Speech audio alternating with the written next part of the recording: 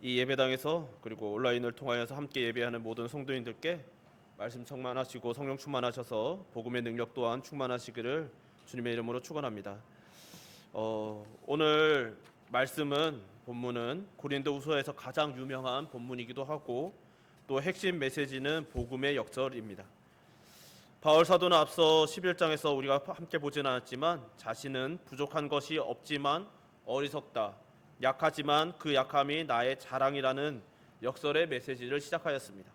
그리고 오늘 본문은 그 역설의 메시지의 마무리이자 고린도후서 전체의 절정인 것이죠. 그리고 그것은 오늘 본문에서 자신이 경험한 계시 체험을 고백함으로 시작하고 있습니다. 오늘 본문은 이렇게 시작하죠. 무익하나마 내가 부득불 자랑하노니. 바울 사도는 오늘 본문을 시작하면서 다소 머뭇거리는 듯한 그리고 조심스러운 뉘앙스로 주저하듯이 이야기를 꺼내고 있습니다. 그리고 이어지는 2절에도 내가 그리스도 안에 있는 한 사람을 아노니라고 3인칭으로 누군가의 이야기를 꺼냅니다.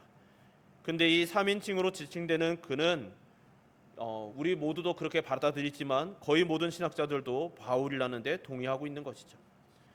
이 1절과 2절을 함께 보면 바울은 이어질 본인의 신비한 체험에 대해서 이야기하는 것을 주저하는 것이 분명합니다. 왜 주저했을까요? 신령한 체험을 하고 하나님께서 특별한 능력을 주신 것은 자랑하고 어쩌면 하나님 앞에 쓰임받았다는 확실한 증거이기 때문에 그것을 드러내도 무방하였을 텐데 바울은 오히려 주저하고 있는 것이죠. 그것은 당시 많은 거짓 사도들과 교사들이 이 신비한 신앙 체험을 자랑하며 자신들을 드러내고 사도로 자처했던 것이 아마 조심스러웠던 이유 중에 하나일 것입니다. 또 한편으로는 그런 신비한 능력이나 체험이 자랑거리가 아니고 그것은 지극히 개인적인 경험이라고 생각했던 것이 아마 사도 바울의 자세였던 것으로 보입니다. 당대에 사도 행세를 하며 그리스도인의 사람, 그리스도인 사도라고 자처하는 사람들이 많이 있었습니다. 그리고 그런 배경하에 쓰여진 여러 가경들이나 위경들이라 불리는 기록들이 많이 있죠. 그런 기록들을 보면 신기한 이야기들이 참 많이 쓰여 있습니다. 그런 내용들이 참 다양하고 너무나 무궁무진한 이야기들이 있지만 그 중에서도 인상적인 부분은 이런 것들이었습니다. 예를 들면 사도들끼리 영성 대결을 하는 것이죠. 그래서 성령의 이름으로 공격을 주고받는 우리나라에서 무협지 같은 그런 일경들도 있습니다. 오늘날 현대인의 관점에서 보면 매우 황당하지만 당시에는 그런 신비하고 무엇인가 신령스러운 이야기들이 많은 사람들에게 영향을 주었고 또 그것을 듣고 싶어했던 이들이 많았던 것을 알 수 있는 것이죠. 그런 분위기 속에서 사도 바울은 오히려 자신이 경험했던 신비한 체험들, 신령한 능력들 이런 것들에 대해서 드러내고 그것을 가지고 경쟁하는 것을 지향하고자 했던 것입니다. 오히려 그런 자들과 논쟁하며 그런 사람들 속에서 자신의 참 사도됨을 변증하기 위하여 오늘 본문이 나온 것입니다. 여기서 우리가 확실히 알아야 하는 것은 바울은 자신이 사도라는 증거로 체험이나 신비한 능력을 증거로 삼지 않는다는 것이죠. 바울이 오늘 이제 본문에서 고백하는 체험은 14년 전에 있었던 일이라고 말합니다. 시기상 전도 여행 전에, 즉 사도 바울이 본격적으로 사역을 시작하기 전에 있었던 경험이라는 것입니다. 바울이 그간 남긴 수많은 서신들을 통해서도 또 한 번도 언급하지 않았던 일이기도 하죠. 그는 셋째 하늘에 이끌려 갔다라고 고백하는데 이것은 당시 유대인들이 하늘을 3층 구조로 이해했기 때문에 나온 표현입니다. 유대인들은 첫 번째 하늘이 우리가 말하는 대기권이고 둘째 하늘은 별들의 장소, 즉 별들이 있는 장소 우주를 말하는 것이고 셋째 하늘은 하나님이 계신 곳이라고 생각했습니다. 그리고 바울은 바로 그 세 번째 하늘, 하나님께서 계신 곳을 다녀왔다라고 고백하는 것이죠. 그리고 이곳을 4절에 낙원이라고 표현합니다. 그는 그 몸 안에 자신이 있었는지 몸 밖에 있었는지 모른다라고 2절과 3절에 걸쳐서 고백합니다. 육체가 같이 갔었던 건지 혹은 영혼만 다녀왔던 것인지 자신은 모르겠다는 것이죠. 그리고 그곳에서 사도 바울은 4절에 말로 표현할 수 없는 말을 들었으니 사람이 가히 이르지 못할 말, 즉 알리는 것을 허락받지 못할 말들을 들었다고 고백합니다. 이와 비슷한 고백을 사도 요한도 계시록을 통해 한 바 있죠. 그는 그 때가 이르기 전에는 알리지 말라는 명령을 받고 그것을 봉인했다라고 고백합니다. 그리고 이런 고백은 바울의 경험이 그로 하여금 경건을 자랑할 수 없도록 허락받지 못했음을 알려주는 것이기도 한 것이죠. 아마도 그 말할 수 없는 체험은 바울이 전도 여행을 하며 겪은 수많은 환난과 핍박을 견딜 수 있는 힘이 되었을 것입니다. 그리고 이것을 자랑하였다면 어쩌면 다른 거짓 사도들처럼 손쉽게 권위를 인정받을 수도 있었을 것이죠. 그의 사역이 좀 더 편했을 것입니다. 그러나 바울은 이 신비에 의존하는 믿음은 건강하지도 않으며 결국 넘어지게 될 것을 알았습니다.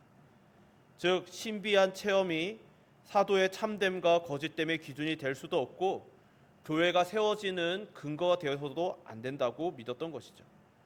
오늘 본문은 아니지만 11장에서 강조했던 가르침과 삶이 바로 그 기준이어야 한다는 분명한 확신을 가지고 있었기에 이런 신령한 것들 혹은 신비한 체험들 이런 것들을 알리는 것보다는 바른 삶의 기준, 복음의 삶의 기준을 제시하는 것에 더욱더 힘썼던 것이죠.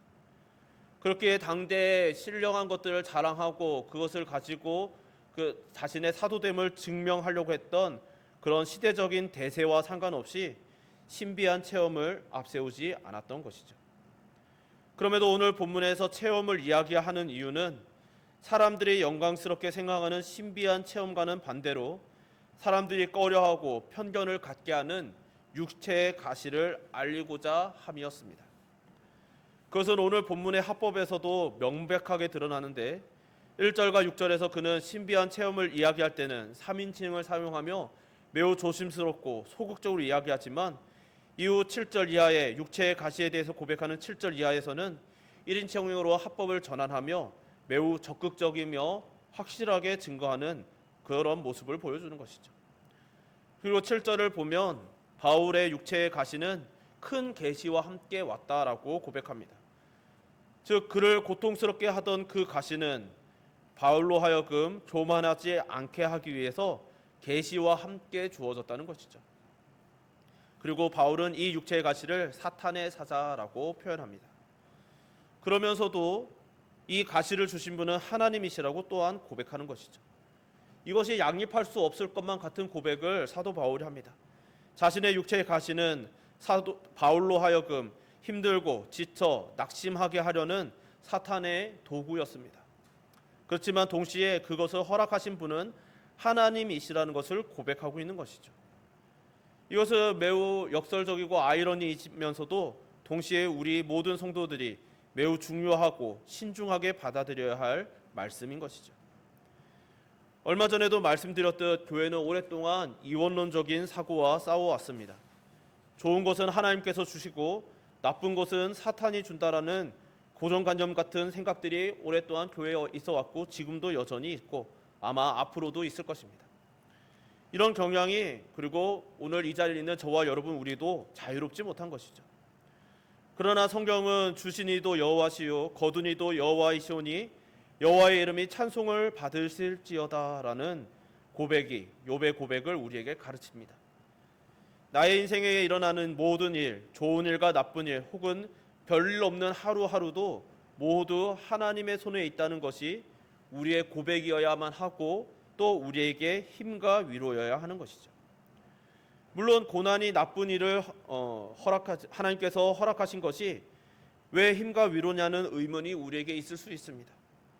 만약 우리 삶의 일부의 영역은 사탄에게 좌지우지 될 수 있다면 그것이 더 큰 문제라는 것을 우리는 깨달아야 하는 것이죠. 사실 우리에게 일어나는 고난도 어려움도 위기도 그 모든 일들이 하나님의 주권 하에 있다는 것이 우리에게 안전한 것이며 또 소망이라는 것을 우리는 믿어야만 하는 것이죠. 만약에 그런 어려운 일을 하나님께서 주관하지 못하시는 사탄의 압도적인 힘이고 우리를 향한 도전이고 우리를 넘어뜨리고자 하는 공격이라면 우리는 그 공격을 무서워해야만 합니다. 왜? 그 순간에 하나님께서 우리의 보호하심이 사라졌다는 것을 의미하기 때문인 것이죠. 그러나 그런 것을 당하는 순간에도 우리는 하나님께 감사할 수 있는 것은 이 고난이 우리를 끝내 멸망으로, 낙심으로, 절망으로, 그리고 구원으로부터 벗어나지 않게 하는 하나님의 보호 아래 있다는 것을 우리는 믿을 수 있기 때문인 것이죠. 사도 바울은 그것을 믿었기 때문에 약한 자신의 그 육체의 가시, 사탄의 사자를 감사할 수 있었다라고 고백할 수 있는 것이었습니다.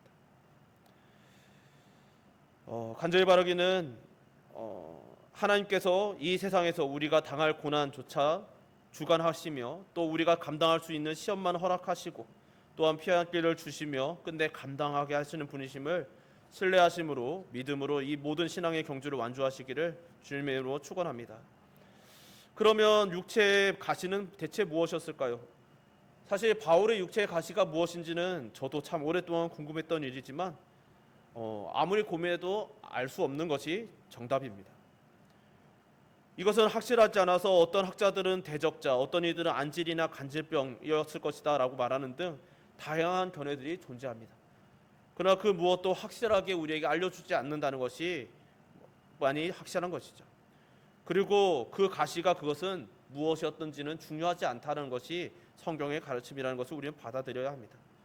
그 가시가 무엇이든지 확실하고 또 성경이 중요하게 생각하는 것은, 또 바울이 전하고자 한 것은 그 육체의 가시는 바울 자신을 낮추고 교만할 수 없게 하는 힘이었다는 것입니다.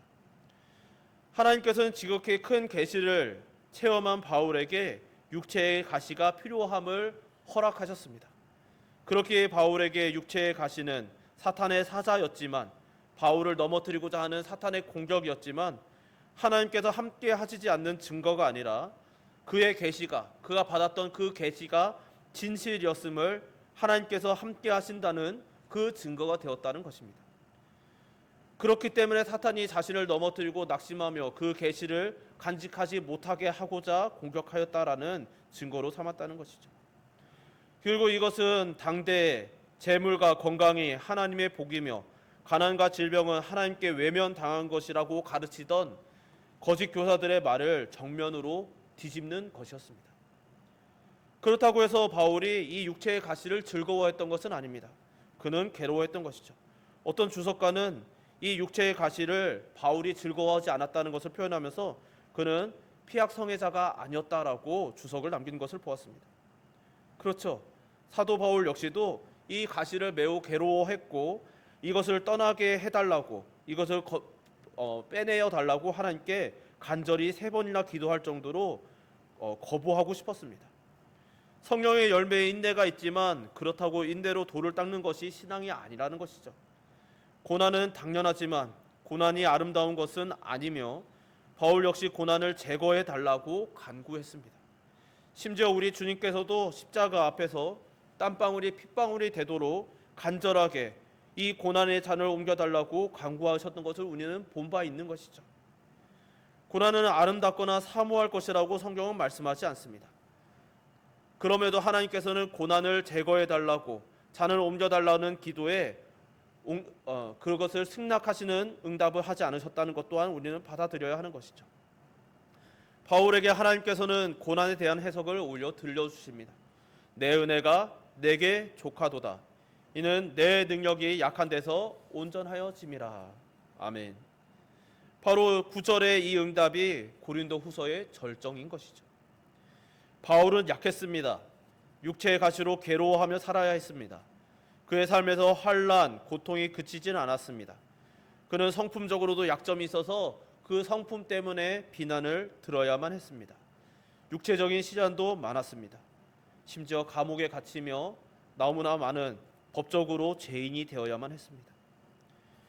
심지어 그의 사도로서의 선포, 가르침은 그 고난을 통해서 전하였으면 수용되었어야 했을 텐데 교회들에게서 거절당하기도 하였습니다. 그런데 하나님께서는 그런 바울에게 정말 약하고 괴로워하고 환난 고통이 끊이지 않으며 그의 선포는 거절당하던 그 바울에게 너의 은혜가, 내 은혜가 내게 족하다 말씀하십니다. 어떻게 이 말씀을 이해할 수 있을까요? 우리가 이 세상에 사는 동안 건강을 얻고 행복한 가정을 누리고 물질적인 부유함을 가질 수 있다면 내 은혜가 내게 족하다는 말씀이 실감 날 수 있을지도 모르겠습니다. 그렇지만 오히려 성경은 그렇지 않다라고 말씀하시는 것이죠. 오히려 복음의 역설은 모든 것이 풍족하고 누가 봐도 확실하게 모든 것이 족한 그 상태에서 하나님을 믿는 것이 은혜가 아니고 복음이 아니라고 말씀하시는 것이죠. 복음의 역설은 오히려 그 반대편에 있는 것입니다. 심각한 질병으로 말미암아 건강을 잃었는데, 남들이 말하는 행복한 가정도 이루지 못했는데, 물질과 소유의 면에서 가진 것이 없는데 하나님의 은혜가 내게 족하다라고 고백하게 하는 것이 바로 복음의 능력이라는 것입니다. 이 말씀은 우리 자신이 무엇을 가지고 있든지 그것이 하나님을 대신할 만큼 인생을 의지하지 않는 상태, 혹은 이것만 없으면 하나님을 온전히 찬양하고 예배할 수 있을 것 같습니다라고 말하는 그런 생각이 우리를 사로잡을 때 내 은혜가 내게 족하다라고 말씀하시는 것입니다. 그때 비로소 우리는 그 의미를 깨닫게 되는 것이죠. 무엇인가 있어서나 없어서 없다면이 아니라 없어도 있을지라도 하나님의 은혜가 족하다는 것을 아는 것이라는 것이죠. 나의 약함을 깊이 뼈저리게 경험하지 못한다면 하나님의 이 말씀은 무의미합니다. 바울 사도가 지금 말하고 싶은 것은 자신이 지극히 큰 계시의 체험을 했다는 것을 알리고 싶었던 것이 아니었던 것이죠. 그렇기 때문에 그는 자신이 누구가 봐도 부러워할 만한 신비한 경험, 큰 계시의 체험을 알림에 있어서도 그것을 알리고자 함이 아니라 그 이어지는 자신이 함께 받은 육체의 가시를 정확하게 알리고자 하기 위해서 그것을 전하였던 것이죠. 그 가시가 사도 바울에게는 나를 떠나지 않았지만 하나님의 은혜가 나에게 족하다고, 또 족하고 또 족하다라는 고백이었던 것입니다. 왜요? 하나님의 능력이 내가 약한 데서 온전하게 되기 때문이었던 것이죠. 나의 약함은 더 이상 약점이 아니라 하나님께서 일하시는 그 능력을 온전하게 드러내실 수 있는 조건이 되었다는 것을 감사하였습니다. 그래서 9절에 사도 바울은 고백하는 것이죠. 근심하지 않고 도리어 크게 기뻐함으로 나의 여러 약한 것들에 대하여 자랑한다고요. 사도 바울은 육체의 가시가 여전히 그를 괴롭히고 있지만 기뻐합니다. 그는 그리스도를 위하여 약한 것들과 능욕과 궁핍과 박해와 곤고를 기뻐하고 있습니다. 그것이 너무나 즐겁고 행복하고 그것을 기뻐서가 아닙니다. 그것으로 인하여 그리스도를 위한 일에 동참할 수 있음을 기뻐하였던 것이죠. 그것으로 인하여 당하는 그 고난으로 인하여 하나님께서 일하심이 드러날 것을 기뻐하고 있는 것입니다. 여기서 중요한 것은 고난 자체가 아니라는 것이죠. 우리가 당하는 모든 고난은 다 그리스도를 위하여 하나님의 능력이 온전히 드러나게 될, 혹은 나타나도록 사용될 수 있는 기회이며 조건이라는 것을 말씀드리는 것이죠. 이 약함, 하나님의 능력이 나타날 만한 조건이 나에게 있음을 자랑하는 바울은 이전의 계시 체험을 고백할 때처럼 주저하는 모습이 전혀 없음을 우리는 보게 됩니다. 이것이 복음의 신비인 것이죠. 누가 봐도 부럽고 자랑스러워할 만한 것은 자랑하지 않고 조심스럽게 극히 일부만을, 그것이 드러나는 것을, 그것이 부러움의 대상이 되는 것을 조심스러워하며 일부만 혹은 두리뭉실하게 이야기하고, 누가 봐도 부럽지 않을 불쌍히 여길 만한 약점 혹은 비난할 만한 그 고난은 자랑스럽게 이야기하며 나누기를 주저하지 않습니다. 왜요? 그리스도의 능력으로 내게 머물게 하기 위함이었습니다. 그는 자기의 약함을 정확하게 알았기 때문에 자신이 그리스도의 능력이 필요한 존재라는 사실을 알았습니다. 그래서 그리스도의 능력이 언제나 머물러 주시기를 원했던 것이죠. 그러기 위해서는 자기의 능력을 믿거나 그것을 자랑해서는 안 된다는 것 또한 알았습니다. 바울은 약했기에 늘 그리스도의 능력이 필요했던 것이죠. 여기에 사용된 단어 머물게라는 단어는 성경에서 특별히 성경에서 장막을 치고 거기 거하신다는 의미를 담고 있습니다. 그리스도의 능력이 언제나 내게 머물게라는 말은 즉 자신이 원하고 필요한 것들을 가지겠다 혹은 달라는 말씀이 아닌 것이죠. 그리스도의 능력과 이 자신의 약함 속에서 온전히 드러나도록 하나님께서 나의 약함 속에 거하고 머물러 계시기를 원하는 것을 의미하고 있는 것이죠. 바울 사도는 자기의 약함을 기뻐하고 자랑하는 이유는 내가 약한 그때에 곧 강하다는 사실을 알았기 때문이었습니다. 사랑하는 성도 여러분, 그래서 우리는 나의 약함을 알아야만 하는 것이죠. 정도는 달라도 나는 약하고 연약한 존재라는 사실을 날마다 깨닫고 직시해야 합니다. 하나님께서는, 주님께서는 탁월한 능력자들, 그리고 탁월한 어떤 국가나 조직들을 들어 사용하는 것을 기뻐하지 않으셨습니다. 그렇다고 그들을 멀리하거나 버리셨다는 이야기는 아닙니다. 때로는 그들을 사용하셨죠. 그러나 누가 봐도 인정받을 능력이나 성품을 가진 어떤 탁월함이 오히려 하나님을 의지하지 않게 될 위험성이 있음을 경고하시고 또 경계하셨습니다. 그래서 오히려 무명이고 가난이 가득하며 또 고난이 가득하며 병들었고 또 아무것도 능력이 없는 무능력자처럼 보였던 이들을 들어 사용하시기를 기뻐하셨던 것이죠. 그런 중에도 그래서 우리는 힘들고 어려운 중에 가난하고 병든 중에 그럼에도 믿음으로 살아가는 성도에게 오셔서 그분의 전능하신 능력으로 함께 거하시며 그들이 믿음을 지키는 모습을 오히려 부러워하고 또 그들을 사랑하며 그들을 자랑스러워해야 하는 것이죠.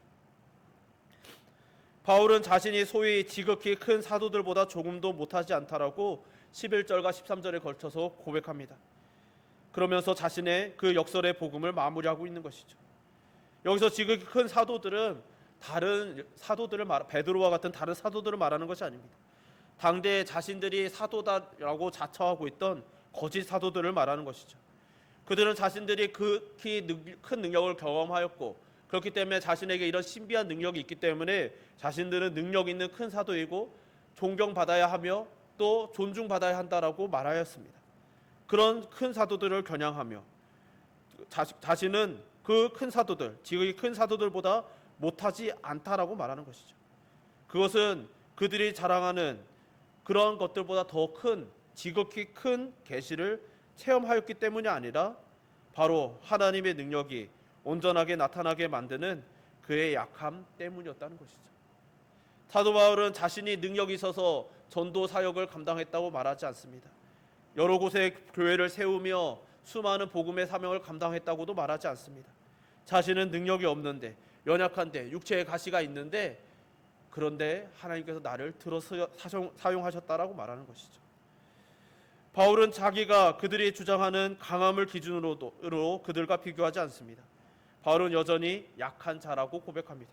그러나 그 약함이 오히려 자신이 주님의 참 사도임을 증명하는 조건이었음을 고백하는 것이죠. 오늘날 교회는 우리는 어떻습니까? 바울 사도가 제시하는 원칙과 기준에 동의하며 따라가고 있습니까? 아니면 세상의 기준에 치우쳐 있습니까? 세상이 말하는 그런 능력들을 갖추려고 몸부림치고 있지는 않은지 우리는 돌아보아야 하는 것이죠. 만일 우리가 유명하거나 성공한 사람들, 성품이 좋은 신사적인 사람들과 어울리기를 좋아한다면 그것은 우리가 절대로 바울의 길을 쫓아갈 수 없는 상태임을 의미합니다. 심지어 예수님도 쫓아가지 않을 것입니다. 그 초라하고 비참해 보이는 그 길이 그 모습이 내 모습이 아니기를 바랄 것이죠. 그런 처지로 떨어질까 두려울 테니까요. 그렇다고 그 모습이 싫고 피하고 싶은 마음이 드는 것 자체가 잘못되었다는 것이 아닙니다. 그것 앞서도 말씀드렸듯이 바울도 피하고 싶었기에 간절히 3번이나 기도했던 바이고 우리 주님께서도 십자가를 앞두시고 잔을 옮겨달라고 땀방울이 핏방울 되도록 기도하셨던 바이며 수많은 믿음의 선진들이 그 고난을 피하기 위하여 하나님께 울부짖었음을 우리는 성경을 통해서 수도 없이 보고 있기 때문인 것이죠. 성경뿐만 아니라 우리 주변에서도 그 수많은 고난, 가고 싶지는 않았지만 안 가고 싶다고 울부짖었고 떠나고 싶다고 도망치고 싶다고 울부짖지만 끝내 하나님께서 말씀하시면 그 자리를 지키는 이들이 얼마나 많이 있는지 우리는 보고 있는 것이죠. 사실 모든 성도들은 위치와 방법과 정도는 다르지만 모두 피하고 싶지만 하나님께서 세우신 자리에 서게 됩니다. 그때 피하고 싶은 심정, 거절하고 싶은 심정이 우리의 낙심이 되지 않고 더욱 하나님을 의지하는 조건이 되시기를 주님의 이름으로 축원합니다. 말씀을 마무리하고자 합니다. 하나님께서 저와 여러분에게 내 은혜가 내게 족하다고 말씀하신다면 여러분들은 그 말씀을 지금 우리의 현재 그 상태에서 받아들일 준비가 되셨습니까? 사실 이 말씀을 전한 저 역시도 그것이 쉽지만은 않다는 것을 인정합니다. 그러나 하나님께서 말씀하시면 힘겨워도 끝내 받아들여야 한다는 것을 고백하는 것이죠. 그리고 우리가 받아들이기 힘든 그 상태, 우리의 지금 상태, 이것만 없었으면 해결됐으면 하는 그 상태 또한 그것이 나의 약점 혹은 가시 제거하고 싶은 마음이 아니라 그것이 우리의 하나님께서 우리를 통하여 역사하시는 조건이라는 것을 우리는 믿어야만 하는 것이죠. 하나님께서 허락하신 육체의 가시, 곧 사탄의 사자를 우리는 받아들여야만 하는 것입니다. 그것에서 사탄은 우리에게 그것으로 하여금 넘어지고 낙심하고 좌절하게 하기 위하여 결국 그 사명의 자리를 벗어나게 하기 위하여 그 육체의 가시를 우리를 향하여 찔러 들어오겠지만 하나님께서는 그것을 통하여 오히려 반격하시며 역사하실 것을 믿으셔야만 하는 것이죠. 세상이 감당할 수 없는 믿음이란 이런 것입니다. 누가 봐도 약점인데 약점으로 여기지 않는 것, 그것 때문에 무너질 것만 같이 위태위태한데 끝내 무너지지 않는 것, 심지어 그 가시로 인해 납득할 수 없는 감사와 찬양을 하게 되는 것, 바로 그것이 복음의 능력이며 우리의 시야, 우리의 가치관, 우리의 삶의 모든 것을 바꾸는 복음의 능력입니다. 복음 안에서 우리는 더 이상 위축되지도 않고 자기 연민의 희생물이 되지도 않게 됩니다. 이것은 다만 경계하는 것은 지금 당장 완성되는 것이 아니라 우리가 점점 그렇게 성화되어 완성되어질 것이라는 것입니다. 우리의 약함이 제발 없어졌으면 하던 그 약함이 나의 하나님을 드러내는 도구가 되기에 기뻐하게 될 것입니다. 그리스도가 존귀를 받으실 수만 있다면 나는 멸시와 천대를 당해도 그것을 감당할 수 있다라고 고백하게 되는 것이 복음의 능력입니다. 그렇다고 우리가 노력하지 말라는 의미도 아니고 또 우리가 그 무엇인가 삶에 좋아 보이는 것들을 취하지 말라는 말씀도 아닙니다. 그러나 우리의 노력의 결과가 우리가 의존하고 의지하는 것이 되어서는 안 된다는 것을 말씀드린 것이죠. 만약에 하나님의 능력이 아니라 우리의 노력의 결과를 의존하고 의지하며 그것을 추구하며 살아간다면 그것은 우상이 될 뿐인 것이죠. 사랑하는 성도 여러분, 하나님께서는 우리의 약함을 원하시는 것을 믿으시길 바랍니다. 우리의 고난, 우리의 무능, 우리의 실패, 우리의 두려움 같은 것들을 원하시는 것이죠. 그것을 부끄러워하시는 분이 아니십니다. 도리어 이 약함은 우리가 이 세상에서 하나님의 능력을 드러낼 수 있는 진열대 같은 것임을 받아들여야 하는 것이죠. 우리의 약함 속에서 드러나는 복음의 능력, 우리가 누가 봐도 약하고 부족하고 무너질 수밖에 없는데 무너지지 않는, 그리고 강하여지는, 그리고 그것을 오히려 자랑하는 그 담대함이 역설적으로 하나님의 능력이 드러나는 도구가 된다는 것입니다. 그래서 하나님께서는 이 세상에서 1등을 하는 사람들을 원하시는 것이 아니라, 그렇다고 1등을 미워하신다는 것도 아닙니다. 우리가 무엇을 의지하느냐, 무엇을 자랑하고 싶어 하는지를 기준으로 삼으신다는 것이죠. 그래서 바울은 이것을 13장에서 이렇게 저기합니다. 그리스도께서 약하심으로 십자가에 못 박히셨으나 하나님의 능력으로 살아계시니 우리도 그 안에서 약하나 너희에게 대하여 하나님의 능력으로 그와 함께 살리라. 아멘. 저와 여러분, 이 자리에 있는 우리 모두의 인생관과 가치관과 또 기준은 십자가에 달리신 약하신 그리스도를 드러내시기를 주님의 이름으로 축원합니다. 성경은 하나님께서 부르시는 사람이나 민족, 나라가 얼마나 강하고 능력 있는지가 아니라, 약점이 없는지가 아니라 하나님을 의지할 수밖에 없는 조건이 있는지 혹은 그런 마음의 자세가 갖추어져 있는지를 보신다는 것을 증언합니다. 우리의 인생에, 그렇기 때문에 우리는 우리의 인생에 발목을 잡고 있는 가시가 있다면 그것은 하나님의 능력이 온전해지는 조건이고 그리스도의 능력이 우리에게 머물게 하는 조건이며 약할 때 하나님의 강함을 알게 하는 조건임을 믿어야만 하는 것이죠. 하나님께서 우리에게 하나님의 방법을 가르쳐 주셔서 이 저와 여러분 그리고 우리 교회 가운데 이 복음의 역사를 온전히 누리며 넘치는 감사함으로 복음의 삶 사시기를 주님의 이름으로 축원합니다. 우리 시간 찬양 한 곡 같이 불렀으면 좋겠습니다. 우리의 약함이 강함되어 주시는 하나님을 우리 고백하면서 그 고백하는 마음으로 함께 찬양합시다.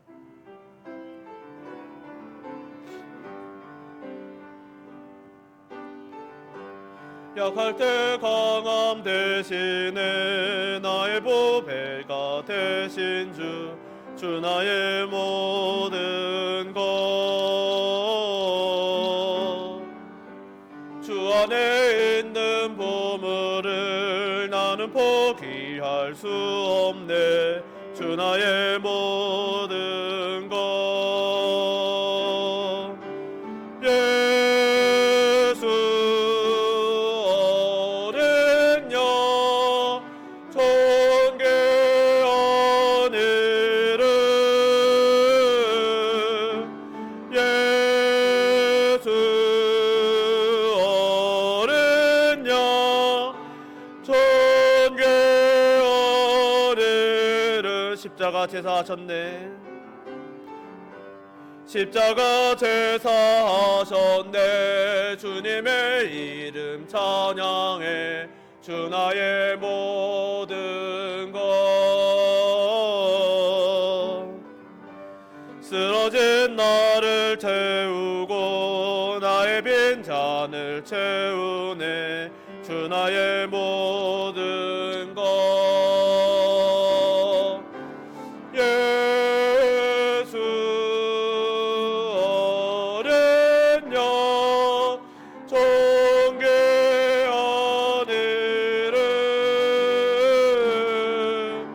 예수 어린 양 존귀한. 예수 어린 양 존귀한 이름. 예수 어린 양 존귀한 이름.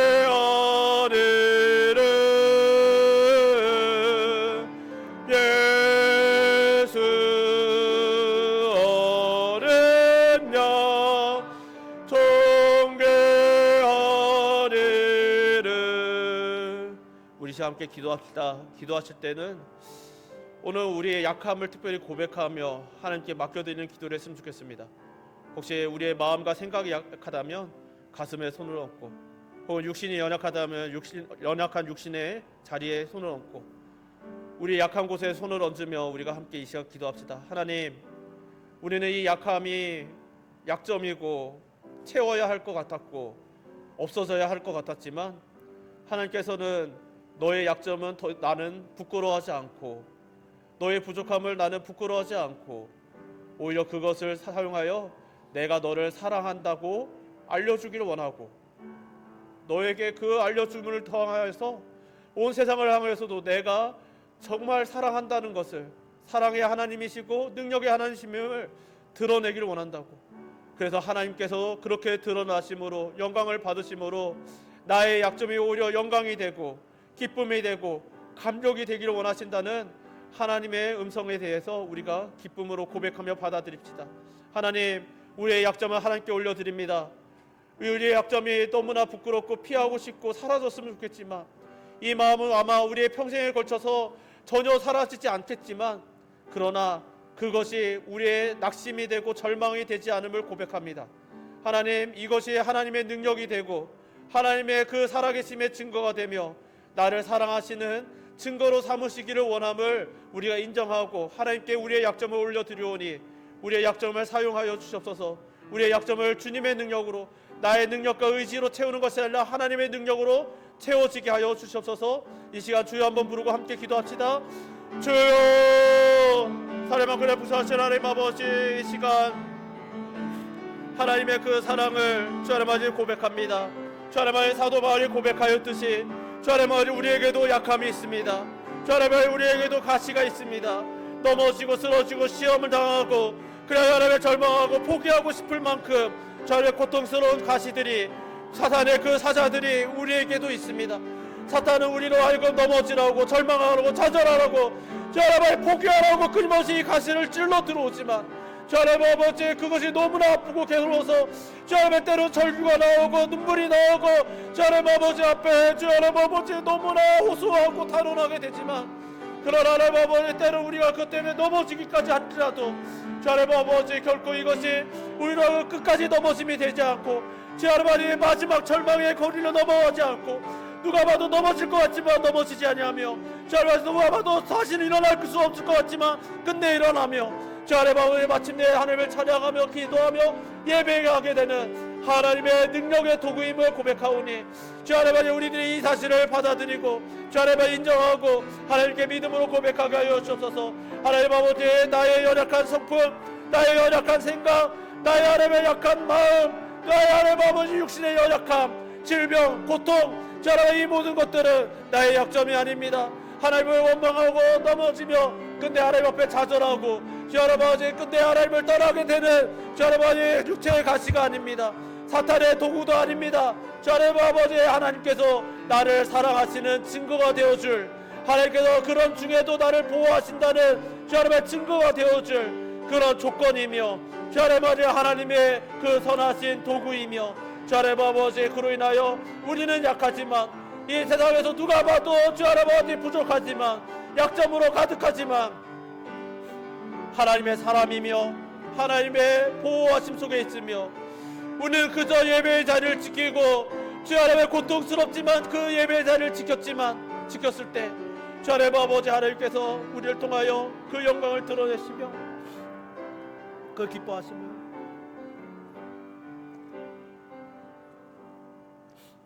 사랑이 많으신 하나님 아버지 오늘 이렇게 저희들이 오늘 바울의 고백을 통하여 우리에게도 있는 그 육체의 가시가 사탄의 사자가 그저 우리를 죽이고 낭망하게 될 우리의 약점이거나 혹은 우리가 숨겨야 하거나 혹은 제거해 버려야만 하는 혹은 우리의 노력으로 채워야 하는 그 무엇이 아니라 너무나 여전히 고통스럽지만 이것이 바로 하나님께서 우리를 사랑하시는 증거가 되어줄 것이며 하나님께서 우리를 통하여 역사하실 증거가 될 것임을 우리가 인정하기를 소망합니다. 물론 그렇다고 하여 우리의 마음이 여전히 고통스럽고 때로는 하나님 그래도 제발 사라지게 해주십시오라고 울부짖게 되겠지만 그것이 그 울부짖음이 영원하지 않게 하여 주실 하나님을 인정하고 고백하며 약한 나로 강하게 하실 하나님을 더욱더 의지하는 시간들이 되게 하여 주시고 그로 인하여 이 세상이 이해할 수도 없고 감당할 수도 없는 그런 복음의 사람 되게 하여 주시옵소서. 이를 위하여 이 시간 자신들의 약점을 하나님께 아뢰고 또 나아간 모든 주의 자녀들을 주님께서 사랑하여 주시되 그 모든 약점을 주님께서 덮어주시고 그 고통은 감하여 주시고 그 회복은 급속히 하시며 주 하나님 아버지 그리하여 그런 중에도 약한 중에도 하나님의 손길을 느낌으로 인하여 세상이 이해할 수 없는 찬양의 사람 복음의 사람 될 수 있도록 오늘도 내일도 주님 뵙는 그날까지 지켜주시기를 간절히 소망하오며 예수님 이름으로 기도드립니다. 아멘. 감사합니다.